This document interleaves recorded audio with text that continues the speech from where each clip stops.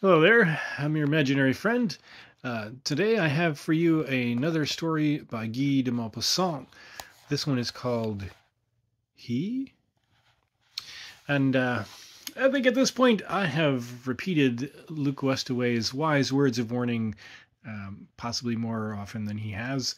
And it's starting to feel like it's dragging on a bit and takes up a certain amount of time. So, of course, I'm going on about it at length now because that's better somehow. But anyway, I've been thinking that I need to shorten this a little bit because I'm going to be repeating it a lot over the next few years, looking at the backlog of work that I've set out for myself. So I think I'm going to try to pare it down to basically something like sometimes you have to keep in mind that an author includes things that he didn't intend to be as horrible as we now interpret them to be. So just kind of keep an eye out for it, whether you're reading historical fiction or even modern fiction. Sometimes people write things and they think this is fine and normal, and it's not. Anyway, He by Guy de Maupassant. My dear friend, you're completely baffled by it, aren't you? And I can easily understand why. I suppose you think I've gone mad. Perhaps I am a little insane, but not for the reasons you imagine. Yes, I'm getting married. It's quite true. And yet my ideas and convictions on this subject have not changed. I still consider legalized cohabitation to be foolish. I'm certain that 8 husbands out of 10 have wives who are unfaithful, and that is just what they deserve for having been idiotic enough to fetter their lives, give up the freedom of love, the only good and cheerful thing in the world, and clip the wings of the romantic fancy which constantly urges us to take an interest in all women. More than ever, I feel incapable of loving merely one woman, because I should always be too fond of all the others. I wish I had 1,000 arms, 1,000 lips, 1,000 personalities, so that I could embrace at the same moment a whole regiment of these charming but insignificant creatures. And yet I am getting married. I might add that I hardly know the girl who will become my wife tomorrow. I've only seen her 4 or 5 times. I know that I do not find her displeasing, and this is sufficient for the purpose I have in mind. She's short, fair, and plump. After tomorrow I shall ardently wish for a woman who is tall, dark, and slender. She's not rich. She comes from an ordinary family. She's the sort of girl you can find by the 100 in the middle classes. Very marriageable, with no outstanding characteristics, either good or bad. People say of her, Mademoiselle Lajoie is a very nice girl. And tomorrow they will be saying, she's very nice, you know, is Madame Raymond. In short, she belongs to that vast number of decent girls whom you are glad you have married, until the day when you discover that, in fact, you prefer all the other women to the one you have chosen. And why on earth are you getting married, you will say. I hardly dare tell you the strange, incredible reason which is urging me to commit this senseless action. I'm getting married, so I shall not have to be on my own. I don't know how to tell you about it, how to make myself understood. I'm in such a wretched state of mind that you will feel sorry for me, and also despise me. I cannot bear to be alone any more at night. I want to feel some human being near me, touching me, a human being who can speak, say something, anything at all. I want to be able to interrupt her sleep, suddenly ask her a question of some kind, even a silly question, just so I can hear a voice, feel that my home is lived in, feel that there is another soul awake, another mind alert. I want to see, when I hastily light the candle by my bed, another human face next to mine. Because, you see, I'm so ashamed I dare hardly admit it, because I'm afraid of being on my own. I don't suppose you will understand. It's not that I'm afraid of any danger. If a burglar were to come into the room, I would kill him without turning a hair. I'm not afraid of ghosts, and I don't believe in the supernatural. I'm not afraid of the dead. I believe they're completely annihilated when they leave the earth. Well then, you'll say, what are you afraid of? Yes, I know. Well, I'm afraid of myself.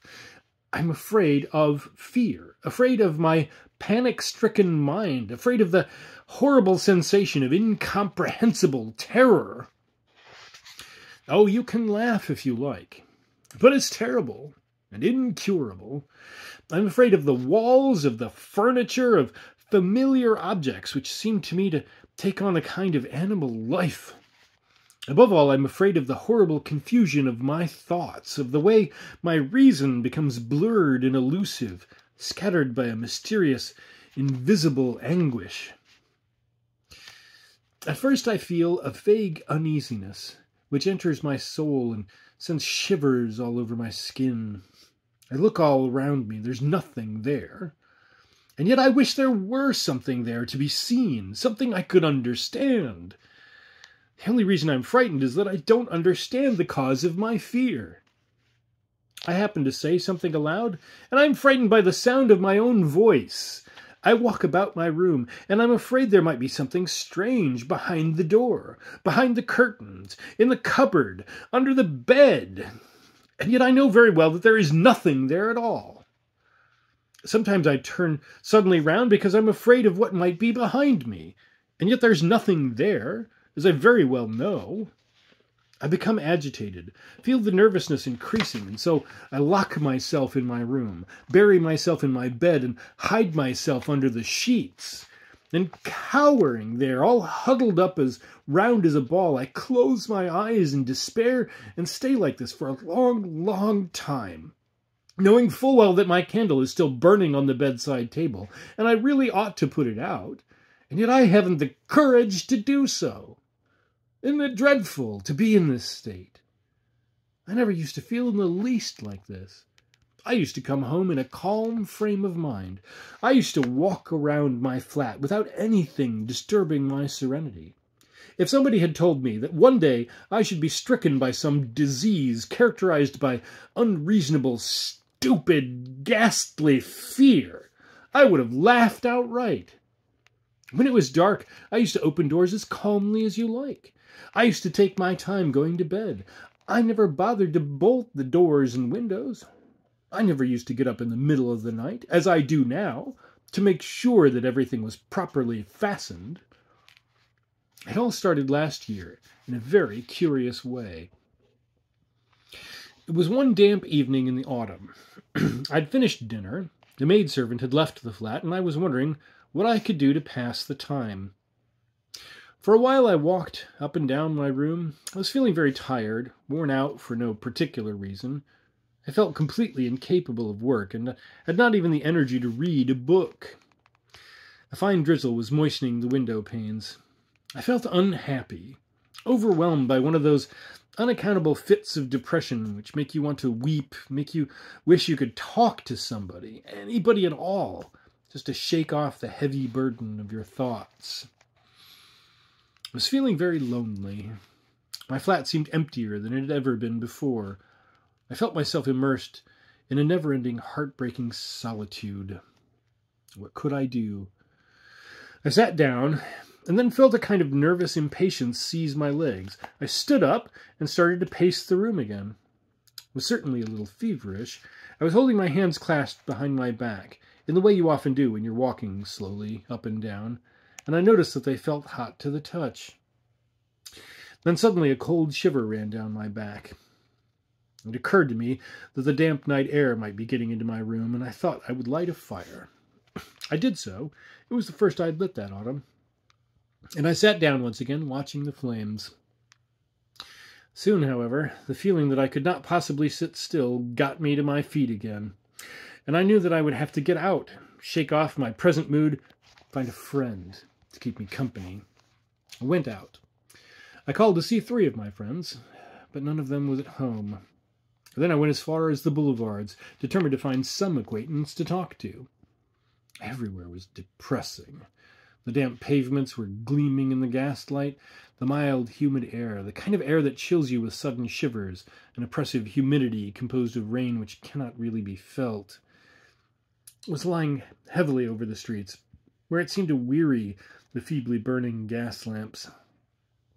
I walked languidly, saying to myself, I shan't find anybody I can talk to. Several times I looked in cafes, walking all the way from Adeline to the Faubourg Poissonnier. Melancholy people were sitting at tables, looking as though they had not even the strength to finish their drinks. I wandered along like this for a long time, and towards midnight I set off back home. I was very calm now, but very tired. My concierge, who was usually in bed by 11 o'clock, opened the door straight away. This was not what I would have expected, and I thought, hello, looks as though another tenant has just gone upstairs ahead of me. Now, when I go out, I usually make sure my door is locked. When I got up to my flat, I found that the door was only pulled to, and this struck me as rather odd. I assumed that the concierge had brought a letter up to my room during the evening. I entered my flat. The fire was still burning sufficiently to light up the room a little. I picked up a candle with the intention of lighting it at the fire when, looking straight ahead, I noticed somebody sitting in my fireside chair, warming his feet with his back towards me. I was not frightened, not in the least. A very likely explanation immediately occurred to me. It was that one of my friends had come to see me. The concierge to whom I had spoken on my way out had told him that I would be coming back and had lent him a key. And in a flash I remembered the things I had noticed on my return, the fact that the street door was opened immediately, and that my own door was unlocked and on the latch. I could only see the back of my friend's head. He had evidently fallen asleep in front of the fire whilst waiting for me, so I went across in order to wake him. I could see him perfectly clearly. His right arm was hanging down, and his legs were crossed. His head, leaning back on the chair, a little to the left, gave an unmistakable impression of a man asleep. I asked myself, who can it be? There was not much light in the room, and I still couldn't make out who he was, so I stretched out my hand to touch him on the shoulder. My hand came into contact with the wood of the chair back. There was no longer anybody sitting there. The chair was empty. My God, how I jumped! Instantly I drew back as though some terrible danger had confronted me. Then I turned round, feeling sure that there was somebody standing behind me. Then, immediately overcome by an insistent need to see the chair again, I spun round on my heels, and I stood there, panting with terror, so bewildered that I could no longer think, so shaken I was ready to collapse. But I am by nature a man with self-control, and I soon recovered. I thought, I've just experienced some kind of hallucination, that's all. And I immediately began to think of how this could have come about. Thoughts move very quickly in such moments as this. I had experienced a hallucination that was an indisputable fact. Now, throughout this experience, my mind had remained crystal clear, working normally and logically, so there was no confusion arising from the functioning of my brain. It was only my eyes which had been deceived, or rather, which had deceived my mind. My eyes had experienced a vision. One of those visions which lead simple folk to believe in miracles. What had happened was that there had been some nervous disturbance of the optical system. Nothing more. My eyes were probably just tired, slightly inflamed. So I lit my candle. As I bent down towards the fire, I noticed that I was trembling, and I stood up again with a start, as though somebody had touched me from behind. I had not been able to reassure myself. That was obvious. I walked about a little, talked in a loud voice, and hummed a few tunes. Then I double-locked my door, and this gave me a little more reassurance. At any rate, nobody could get in. I sat down, and for a long time I thought about the incident that I had experienced. Then I went to bed and blew out my candle. For a few minutes all was well. I was lying on my back, feeling quite calm. Then I knew I simply had to look across the room, and I turned over on my side.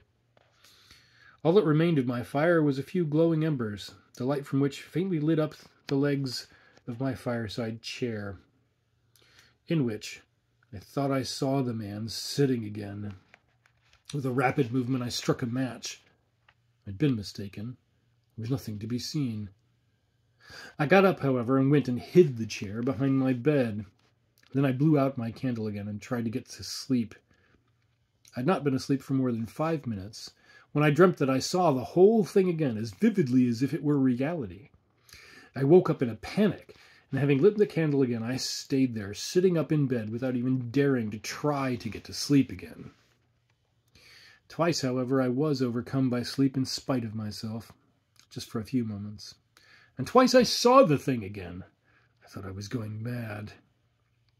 As soon as daylight appeared, I felt that I was cured, and I slept peacefully until noon. It was all over, completely finished. I had been feverish, had a nightmare, something of that sort. I had been ill, in fact. Even so, I felt that I'd made a real fool of myself. I was very cheerful that day. In the evening, I went out for a meal, and afterwards went to the theater. I set off to walk back home, but as I got near the house, I was overcome by a strange uneasiness. I was afraid of seeing him again. I was not actually afraid of him. Not afraid of his presence, in which I simply did not believe, but I was afraid that my eyes might play tricks on me again, afraid of another hallucination, afraid of the terror which would then come upon me. For more than an hour I walked up and down the pavement in front of the house. Then I eventually decided that my behavior was too ridiculous for words, and I went in. I was so short of breath that I could hardly get up the stairs, and stood for another 10 minutes waiting on the landing outside my flat. Then suddenly I had a spurt of courage and pulled myself together. I pushed my key into the keyhole and rushed in with a candle in my hand. I kicked open the inner door, which was standing ajar, and took a terrified glance at the fireplace. There was nothing to be seen. Oh, what a relief! What a delight! What a deliverance!